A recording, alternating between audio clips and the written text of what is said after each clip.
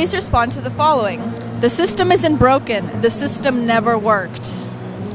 It wasn't a bad idea that went bad.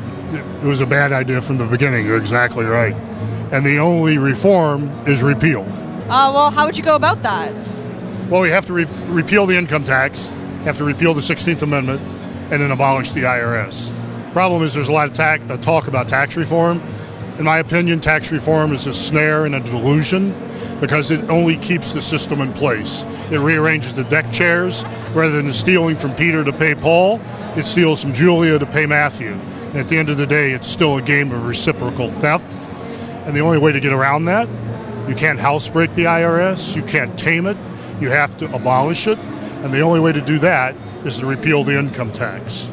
1913 was a very bad year, and it should be repealed. If we could repeal the income tax and replace it with a broad-based, low-rate, consumption-based tax, such as a retail sales tax, it would improve economic growth, it would improve entrepreneurialism, but most importantly, in my opinion, it would remove the government from touching people, putting their hands in people's pockets, viewing people's personal information. And so any so-called reform of the income tax is a false reform. Any direct tax that the federal government can reach out and touch you is a prescription for tyranny. And everybody is going to learn that in very short order when Obamacare begins being run by the IRS. Can we get a response to the following statement? The system isn't broken. The system never worked. That's correct. Marijuana has been more available to our young people than beer since 1960s. And this has never worked, never has, because it's prohibition. If the people want it, they can get it. Supply and demand take over. And no matter what the government wants, the bottom line is it has always been readily available for any young person who wants it, underage, overage, whatever. Do you think it has made the issue much worse, every step that the government's taken to solve it? Absolutely. Every teenager in America today has a job option to sell marijuana and other drugs. Every day, teenagers are shot and shot dead because they have this job option. The only way I know that kids can be safer from this job option is to put these dangerous drugs in a state-regulated store, much as we're doing in Colorado. And more than that, my profession spends so much time chasing a green plant, we could arrest many more pedophiles, many more drunk drivers, people blowing up marathons and flying airplanes into buildings if we didn't waste all this time chasing a green plant. With Live Action, we do a lot of work with the life issue, and since 1973, when the Roe v. Wade decision was passed down, the system has been broken. If you want to talk about how it never worked, there was a time when the United States respected human life from conception to natural death, but that doesn't happen so much anymore. So I think something that brings together all the conservatives here at CPAC is that we understand there's a lot of work that we have to do to get back to the ideas that our country was founded on. Do you think when the government approves an action like that, it actually encourages people to go forward with it without thinking about it, while when they make it illegal, people still do what they want, but regular people might think twice? I think that's a good way of putting it. You know, there's an axiom out there that if you want to get more of something, you subsidize it, and if you want to get less of something, you tax it. So what's going on with the abortion industry and the government's support of it is that the industry is being subsidized. Every single American citizen who pays taxes winds up paying for the abortion industry with his tax money. Planned Parenthood gets over $500 million a year from taxpayers. So, of course, when you've got the government saying this is a thing that you're allowed to do, when our new healthcare law is talking about how we're going to let you have abortions on the taxpayer's dime, of course you're going to have people who don't know very much about the issue. Like they approve it on a moral basis, right? They say it's ethically okay by making it subsidized. There's absolutely a sense of approval there, for sure. Now, if you make it illegal, do you think that would bring down the number of abortion, or do you think it'll just be backdoor like the drug industry? The thing about that is, first of all, yes, I think it would definitely reduce the number of abortions from a personal perspective, but you have to think about the reasoning behind a question like this, where you have a lot of pro-abortion people who say, if you make abortion illegal, we're just going to have back alley abortions all the time and it won't be safe. But you don't hear anybody saying that about any other kind of crime. You don't say, well, we need to make rape legal so that it can be safe, or we need to make murder legal so that it can be safe. Abortion is the exact same problem because it's a human rights abuse against a unique person. And again, it's an interesting way of putting it, because with murder. When you make murder illegal, people still murder because they want to or they do. Like, it doesn't prevent it. So I think that's the same argument with abortion. Just because people are still going to do it doesn't mean that we should make it legal, which makes it morally okay on a general public sense. So maybe that's a way to go about it.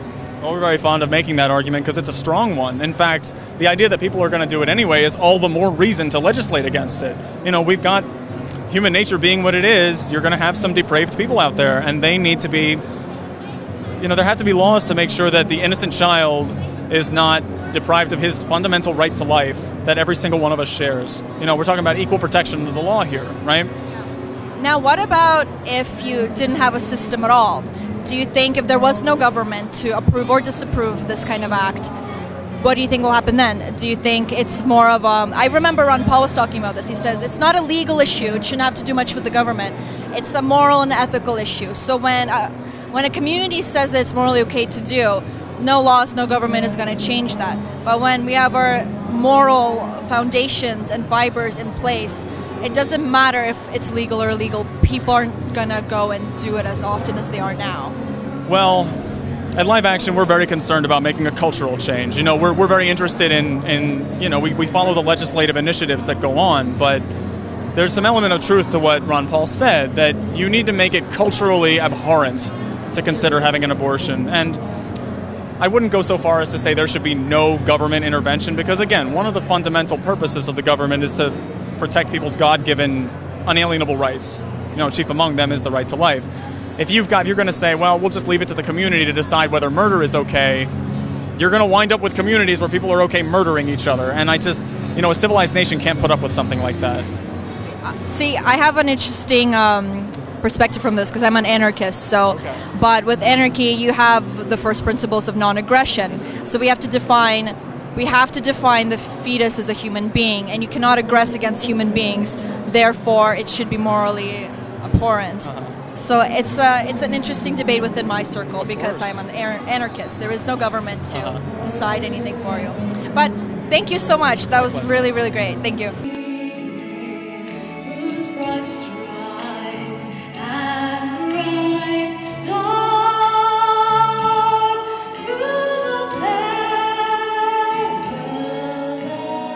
So politically, the principles that Reagan became known for were likely established in those adolescent years in the community of Dixon, Illinois. So the values that have now been espoused by particularly the conservative Republicans could be very well articulated. It'd be a wonderful vehicle to carry Reagan's legacy to the world, but also to energize those who do still believe in his principles and who would like to see that embraced politically. Now, Reagan was quite the hypocrite at the end of the day with his principles, and he went back on a lot of his ideals. And we're seeing that, obviously, with our current president. But another parallel that I draw is Reagan has been iconized, like he's become an icon and iconized through pop culture, and especially for the Republican side.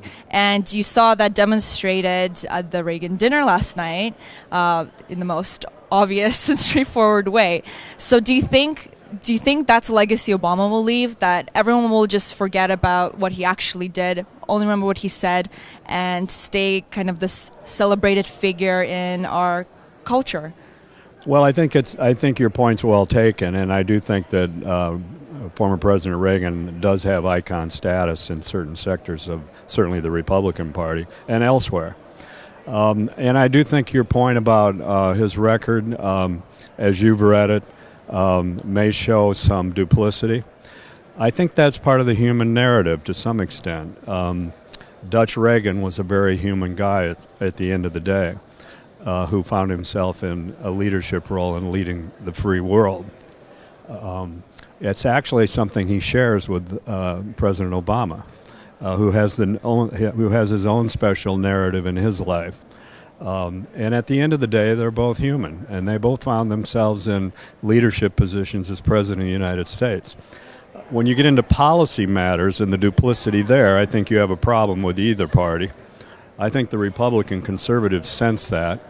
Some of the messages that are being developed that I've heard here at CPAC are very broad-based, and I think have the potential of being well received, and in some ways not demystifying Ronald Reagan, but taking that which was good and which did work out of his legacy and sharing that with others, which is what we hope to do with the movie. I guess it's a difficult balance between whether you're an outright liar and hypocrite or if you're being human, and where do we draw the line? And what would you say to maybe a human, such a flawed human being, which we all are, shouldn't make any decisions for anyone else, and maybe a system shouldn't empower a human being to make those decisions and hurt people directly? Well, I think it depends on where you're living. If you don't want to live in a socialist state and you prefer to live in what has been our traditional form of government and life, then I think you've got a dilemma. And I think Ronald Reagan worked through that dilemma to a great extent, to the satisfaction of at least the majority of the voters in the United States at the time he ran for office. So he certainly resonated, and his message at the time resonated with a great many of of Americans who voted for him. I do think that there's the issue of empowerment, which I consider to be sort of more of the language of the left than the right. I think that that's a tricky thing in itself because it's very subjective at the end of the day. And how do you determine what's in the heart of another man or woman in terms of what their intent or their motives are? You don't know that until you listen to them and you reflect on what they say. So we think our movie, Lowell Park, gives people an opportunity to at least hear what we think the narrative of the story is, to maybe capture the heart of the message in all its humanness, and hopefully that there would be some sort of transforming message in there, politics aside, because the movie, we think, will have very broad-based support in a nonpartisan way. It's a wonderful story, even if part of it is myth, which I think all of our icons are mythologized throughout history. We want that. We want to have our leaders, even if we have to create them in myth. So did history make Reagan, or did Reagan make history? That's a tricky question. Yeah. Thank you very much. I really look forward to watching it. Thank you very much for interviewing. Thank you. That was awesome.